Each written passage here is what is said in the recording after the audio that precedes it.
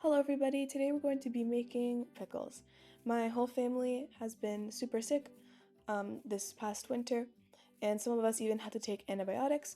So the best way to restore all of the good bacteria that was lost, because antibiotics kill your good and bad bacteria, is through pickles. They contain a lot of microbiomes and they're really important for your immunity. So make sure to subscribe and let's get right into it. So we're going to be using turnips, cauliflower, beets, and hot peppers for our pickled vegetables. And as you saw in the first picture, obviously the color of the turnips and the cauliflower is white when it first goes into the jar, but after you let it sit, all of them are going to turn pink due to the color of the beets. So that the samples that we had in those little trays are from after they finished processing. So first you're going to start off with cutting up your cabbage. Just cut off all of the external leaves and then cut off each individual little branch.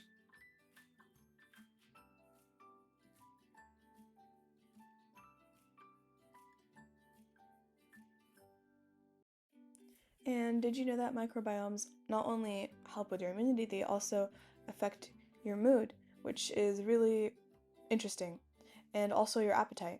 So my mom always says that after you take antibiotics, it's really good to take food that's healthier because that's what your microbiomes learn to like. Otherwise, if you immediately eat really unhealthy food after taking antibiotics, they're going to like that instead, and you're going to start craving that more. So I found that really interesting. So I guess life hack is to make sure you eat healthy. And oh my gosh, isn't that funny? That's like pretty self-explanatory, right? Like eat healthy and you'll feel good, but I guess eat healthy when you are raising new microbiomes so that you continue to like eating healthy instead of it being difficult. So anyways, we're moving on to cutting up the turnip. So these are just going to be like flat slabs, and try to make it relatively small because we want these all to fit, and also you're going to be eating these like in one bite, you know? Same thing with the beets, just cut it in half and then cut it down the line.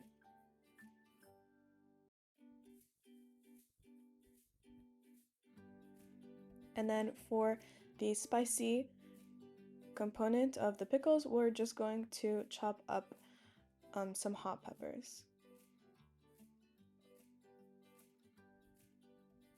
So now in a bowl, for every cup of water, we're going to add 1 tablespoon of sea salt or Himalayan salt.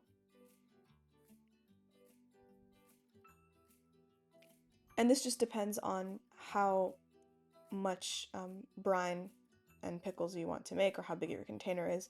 So maybe measure that out beforehand and then count how many relative cups that is, the container you're planning on storing your pickles in, and then go ahead from there. Just remember that it's equal parts salt and water, so that's not too difficult to remember.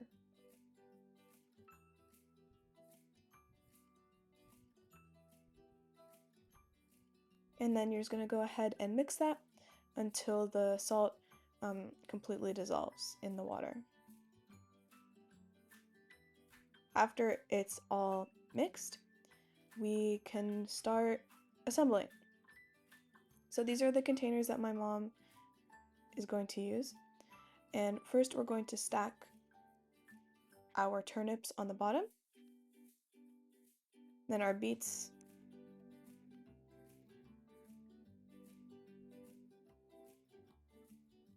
and then some hot pepper, and then some more turnip,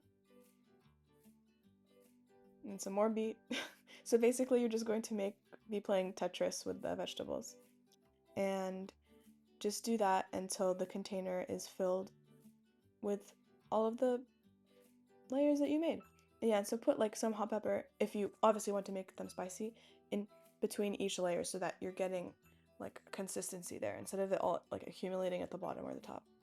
And then go ahead and pour your salt water until it has reached the top. And you can see how the color now of the beets is escaping and is going to dye the rest of the vegetables. And you're going to want to get some sort of stick. You could use a spoon or anything, but just so that the bubbles escape from the bottom. So you could see how the bubbles rose to the top here. We don't want any oxygen being stuck down there. As dense as possible. And then we're going to get some sort of thing that can hold down the pickles so that it isn't just contact between the pickles and the water, so that we don't get like overspill or anything. And you can find these actually in pickle jars you buy from the market, or grapevine jars, or anything that's stored in water jar. So if you want, you can buy these online, of course, or you could just use what you already have. And also, same thing for this container, except in this one my mom added the cauliflower bits as well. And then your little topper, and then the lid. And you want to keep these in a warm place, and you're going to leave them for about 10 to 12 days. And if you want this process to speed by a little bit faster, then you can add 1 tablespoon of white vinegar to the salt water mix, and then it's going to actually reduce the time in half to 5 days. So depending on when you want these done by, you can use that little trick. And after those days go by, they're going to turn out very, very yummy. They're going to be very crunchy, and they're awesome. And my mom got this recipe from my grandma, and her family has been making pickles for a very long time, and they're like my favorite in the world. Nothing compares to it. Nothing from the market or a restaurant or anything. Like, I love pickles so much, but these ones are the best ones. I know, although they're not the traditional ones that people think about when they're eating pickles, like cucumber, but I think these are better personally. And these go really great whenever you're eating something savory. Like when we have men stuff, we always eat these pickles. When we have like barbecue, we always eat these pickles, and they're awesome. So let us know if you like these as well, and give it a shot, and have fun raising your little microbiome farm. Happy pickling! Bye!